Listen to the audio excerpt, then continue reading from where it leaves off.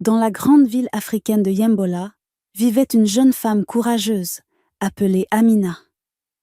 Elle n'avait que 24 ans, mais son regard racontait déjà les blessures de la vie. Tous les matins, avant même que le coq ne chante, elle attachait un foulard sur ses cheveux crépus, enfilait ses vieilles bottes trouées et se dirigeait vers le chantier poussiéreux au bout du quartier. Amina n'était pas une ouvrière comme les autres. Elle portait des briques sur sa tête, mélangeait du ciment à la pelle et poussait des brouettes pleines de sable sans jamais se plaindre. Sous le soleil lourd de Yembola, elle transpirait pour chaque pièce gagnée. La vie ne lui avait jamais fait de cadeau. Quand elle n'avait que 12 ans, ses parents étaient morts dans un accident de bus en revenant du village. Aucune tante, aucun oncle n'était venu l'aider. Elle s'était retrouvée seule, avec ses 2 petits frères, Joël, 8 ans, et Grace, 6 ans. Dès ce jour, Amina était devenue leur maman, leur papa, leur seul espoir. Elle avait commencé par vendre du pain dans la rue, puis elle lavait les habits des voisins. Mais l'argent ne suffisait pas. Un jour, elle avait supplié un maçon de lui apprendre le métier. C'est comme ça qu'elle avait commencé à travailler dans le bâtiment. Mais Amina, même dans la fatigue, ne perdait jamais espoir. Parfois, elle s'asseyait au bord d'un mur en construction, levait les yeux au ciel et murmurait « Un jour, ma vie changera. » Ce jour approchait. Non loin de là, toujours dans la grande ville de Yembola, vivait un jeune milliardaire discret nommé Elias Sorel. Il avait 30 ans, grand, élégant, calme. Son visage apparaissait sur les magazines, son nom sur les panneaux publicitaires. Il possédait 2 grandes entreprises immobilières, une en Afrique, une autre aux États-Unis. Mais malgré sa richesse, il était humble. Il n'aimait ni les soirées bruyantes, ni les gens au sourire faux. Sa mère, une femme douce, lui avait toujours dit « Respecte même le plus petit, car c'est ainsi qu'on reconnaît un vrai roi. » Et il n'avait jamais oublié. Mais malgré tout ce qu'il possédait, Elias n'avait jamais trouvé l'amour. Pas un amour d'argent, non. Un amour vrai. Toutes celles qui venaient à lui semblaient attirées par son compte bancaire, jamais par son cœur. Il disait souvent « Je veux une femme simple qui ne cherche pas ce que j'ai, mais qui voit qui je suis. » Et sans le savoir, cette femme était déjà dans la même ville que lui. Un matin, Elias décida de sortir seul. Pas de costume, pas de chauffeur, juste un t-shirt vert, un jean, une casquette et son vieux 4x4 noir. Il voulait respirer l'air de chez lui. Il entra dans un supermarché, prit quelques biscuits, des boissons, du dentifrice. Il sourit à la caissière, paya, puis glissa son portefeuille noir dans sa poche arrière. Mais alors qu'il sortait, le portefeuille tomba. Dedans, il y avait son permis américain, ses cartes bancaires, ses papiers d'identité, plus de 1200 zéros, 00 francs, CFA en liquide. Il ne s'en rendit même pas compte. Pendant ce temps-là, Amina se rendait au chantier. Mais son ventre gargouillait. Elle décida donc de s'arrêter au même supermarché pour acheter une petite boisson et du pain sucré. Elle compta ses pièces 2 fois avant d'entrer. En sortant, son regard tomba sur un objet noir près d'une voiture. Elle s'approcha. C'était un portefeuille, lourd, très lourd. Elle l'ouvrit.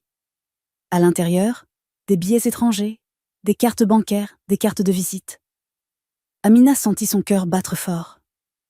Elle regarda autour d'elle. Personne. Elle aurait pu le garder. Personne ne l'avait vu. Mais quelque chose en elle disait non. Elle retourna doucement dans le supermarché, alla vers la caissière et dit « J'ai trouvé ce portefeuille dehors. Quelqu'un l'a sûrement perdu. » La caissière, étonnée, prit le portefeuille et le confia à la sécurité. Quelques minutes plus tard, Elias, à la station d'essence, voulut payer. Mais son portefeuille avait disparu. Il fouilla partout, en panique. Il fonça au supermarché, le cœur battant. À la caisse, on lui répondit « Oui, une jeune dame l'a trouvé et l'a rendu tout à l'heure. » Il soupira de soulagement. « Puis-je la voir ?» demanda-t-il. « Elle est déjà partie. » Mais elle n'a rien demandé.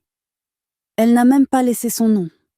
Ce soir-là, Elias n'arriva pas à dormir. Qui est-elle? Pourquoi m'a-t-elle aidé sans rien vouloir? Il voulait la remercier. Il la cherchait, sans la connaître. 3 semaines plus tard, Amina retourna au supermarché. La caissière la reconnut aussitôt. « Attendez, » dit-elle. « L'homme dont vous avez rendu le portefeuille a laissé ce papier au cas où vous reviendriez. » Amina prit la feuille. Dessus, un numéro de téléphone. Elle sourit. Mais en rentrant à la maison, son petit frère avait déjà jeté le papier. Elle courut fouiller la poubelle. Trop tard. Le camion de ramassage était déjà passé. 2 semaines après, un samedi matin, une voisine frappa chez elle. « Il y a un événement gratuit au centre-ville. Viens, on donne de la nourriture, des habits, des soins médicaux. » Amina accepta. Là-bas, elle croisa la caissière. « Oh, toi! Le monsieur dont tu as trouvé le portefeuille. Il est ici. C'est lui qui paie tout ça. » Amina sentit son cœur bondir. Et quelques minutes plus tard, elle vit un homme élégant sortir d'un 4x4 noir. Le regard doux. Il la regarda, puis marcha vers elle doucement. « C'est toi. » Enfin. Ils se parlèrent doucement, simplement. Il lui tendit son téléphone. « Tape ton numéro, s'il te plaît. » Le destin les rapprochait, mais la vie avait encore un tour à jouer. Sur le chemin du retour, Amina perdit son téléphone dans le bus. Vincent, Elias, appela. Le numéro ne passait plus. Il essaya encore et encore, mais rien. Il était triste, perdu. Il pensait qu'elle l'avait oublié. 2 jours plus tard, en allant voir une tante dans un vieux quartier, Elias reconnut une vieille femme couchée près d'un mur. C'était sa nourrice d'enfance, tombée dans la pauvreté. Il l'emmena chez lui, l'aida, et décida de lui construire une maison.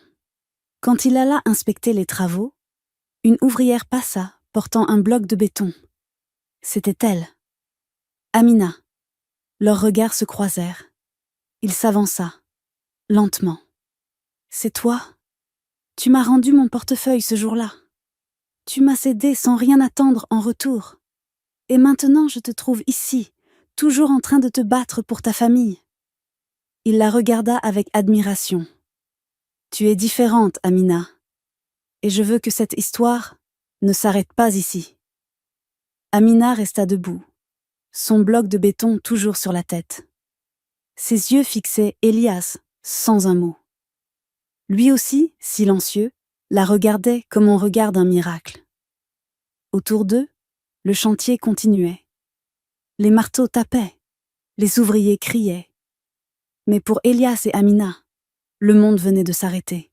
« Tu peux poser ce bloc, » murmura-t-il doucement. Amina obéit. Elle s'agenouilla lentement, posa le bloc au sol et se releva, les mains pleines de poussière. « Tu te souviens de moi ?» demanda-t-il. « Comment oublier ?» répondit-elle timidement. Elias sourit. « Tu m'as cédé sans savoir qui j'étais. Tu aurais pu garder ce portefeuille. Personne ne t'aurait blâmé. Mais tu l'as rendu. » Amina baissa les yeux. « Ce n'était pas à moi. » « Justement, » dit-il. « Peu de gens réagissent ainsi. Je t'ai cherché pendant des semaines. Le destin t'a ramené ici. Et je suis sûre maintenant que tu es la réponse à une prière que je ne savais même pas avoir faite. » Elias demanda à l'ingénieur du chantier. « S'il vous plaît, qu'Amina soit libérée pour aujourd'hui. Je veux lui parler. » Il la conduisit dans une petite cafétéria non loin de là. Il lui offrit un repas simple, du riz, de la sauce tomate, du poisson. Elle hésita d'abord, mais son estomac vide la convainquit. Pendant qu'elle mangeait, il parla. « Amina, je veux t'aider. Ce n'est pas par pitié, c'est parce que je te respecte. Tu es forte, honnête, digne. » Elle leva les yeux. « M'aider comment ? Je veux t'offrir une nouvelle vie. Mais seulement si tu acceptes. » 3 jours plus tard, un taxi s'arrêta devant une maison modeste mais propre. À l'intérieur, 3 lits, une table en bois, une cuisine équipée, une armoire pleine de vêtements pour Joël et Grace. Amina entra, suivie de ses petits frères qui n'en revenaient pas. Une lettre l'attendait sur la table. « Amina, voici une maison à ton nom. Tout est payé. Ce n'est pas un piège, ni un échange. Tu m'as sauvée sans le savoir. Laisse-moi t'honorer comme tu le mérites. Tu n'as aucune dette envers moi. Mais si tu veux, tu peux m'appeler. Elias. » Amina sentit ses larmes couler. Elle appela. Et Elias répondit. Immédiatement. Elias et Amina commencèrent à se voir plus souvent. Pas comme un riche et une pauvre, mais comme 2 personnes que la vie avait façonnées différemment, mais qui partageaient les mêmes valeurs. Ils marchaient dans le parc de Yembola. Ils parlaient tout sous la pluie. Il lui apprenait à utiliser un ordinateur. Elle lui racontait ses souvenirs d'enfance. Chaque jour, leur cœur se rapprochait.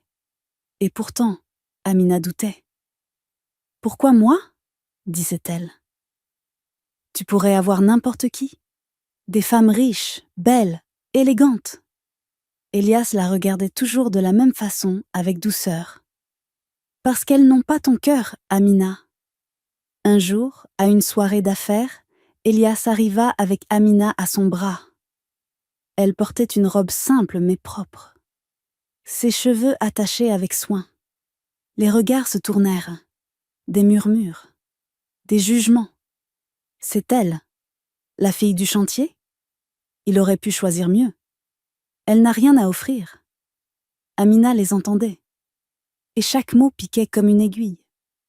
Après la soirée, elle dit à Elias « Je ne suis pas faite pour ton monde. » Mais il la serra dans ses bras et répondit « Non, c'est mon monde qui n'est pas encore prêt pour toi. » 2 mois plus tard, sous un grand baobab à la sortie de Yembola, Elias s'agenouilla. Il ne sortit pas un diamant, pas une bague en or, juste une petite boîte. Dedans, une bague en bois sculptée par un artisan local, simple, belle, authentique. « Amina, veux-tu marcher avec moi ?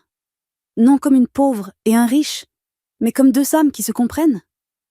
Veux-tu devenir ma femme ?» Amina avait les yeux pleins de larmes. Elle répondit sans hésiter « Oui, 1000 fois oui. » Amina n'oublia jamais qui elle était. Même après le mariage, elle continua de soutenir les jeunes femmes du quartier. Elle créa une association pour aider les filles à apprendre un métier. Elle disait toujours « Ce n'est pas le manque d'argent qui fait la pauvreté, c'est le manque d'espoir. » Et Elias, désormais l'homme le plus respecté de Yembola, ne cessait de répéter « La femme qui a changé ma vie n'a pas volé mon portefeuille. Elle m'a rendu mon cœur. »